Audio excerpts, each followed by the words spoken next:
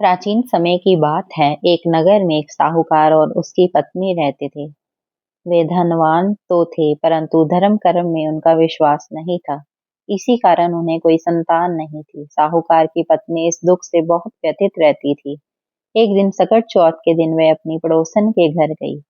वहां उसने देखा कि पड़ोसन सकट चौथ का व्रत रखकर श्रद्धा से माता सकट और श्री गणेश जी की पूजा कर रही है। साहूकारनी ने उससे पूछा, तुम ये व्रत क्यों रखती हो? पड़ोसन ने कहा, इस व्रत से संतान सुख, घर की समृद्धि और सभी कष्टों से मुक्ति मिलती है। यह सुनकर साहूकारनी के मन में भी श्रद्धा जागी। उसने मन ही मन प्रण किया, यदि मुझे पुत्र प्राप्त हुआ तो मैं सकट चौथ का व्रत करूंगी और तिलकुट्टा का भोग लगाऊंगी।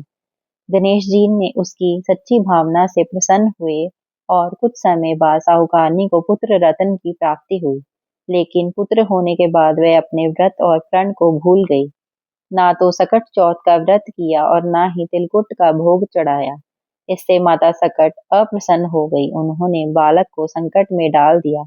जब वह बालक बड़ा होकर विवाह योग्य हुआ तो विवाह के समय अचानक अनेक बाधाएं आने लगी। विवाह से पूर्व कन्या अपनी सहेलियों के साथ पूजा के लिए वन में गई। रास्ते में उसने एक वृद्ध स्त्री को पीपल के वृक्ष के नीचे रोते हुए देखा। पूछने पर उसने वृद्ध ने बताया, मुझे किसी ने भोग नहीं दिया, इसलिए मैं रूठी बैठी हूँ।